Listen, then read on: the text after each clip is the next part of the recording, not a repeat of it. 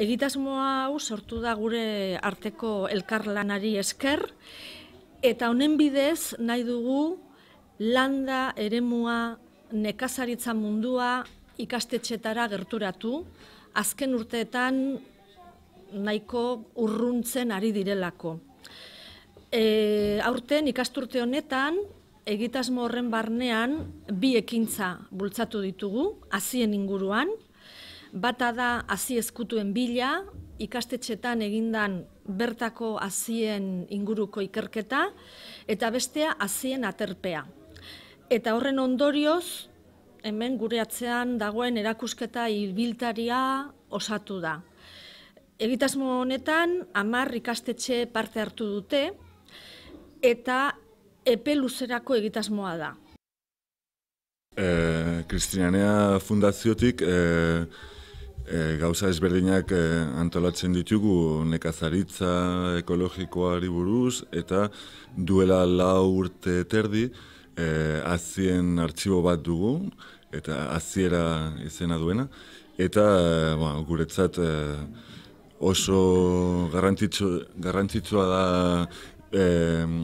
bioanistasuna eta agrobioanistasuna, eta horregatik guretzat oso aukera ona da horrelako ekitaldiak eta proiektuak beste instituzioekin parte hartzea.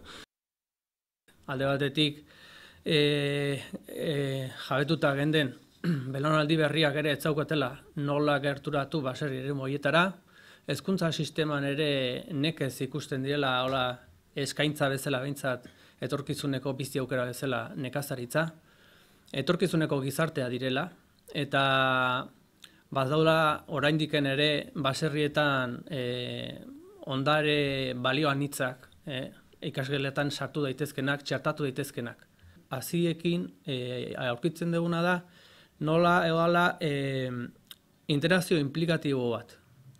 Ikastetxea parte aktiboa hartzen du gure landa eremuan, gure landa nekazaritzan dauden ondare horiek berreskuratzen, hazi eskutuen bila, eta heziketa prozesu guzti honetan oso aberatsa gertatzen zaigu, heziketa beak barne edukiz dauken ezaugarri hori daolako. Nolabait, ikastetxea beak zenbat aldiz hezitu ditun gurasoak eta gizartea oro har, ez? Bueno, San Milan eskolatik esan beharra dago, San Milan eskola nekazal inguru baten kokatuta dauela, baina hori hola izan arren, eskola bezala, guk nahi duguna da umeak baratzean esperimentatzea, ez? Eta hori da guk daukagun helburua.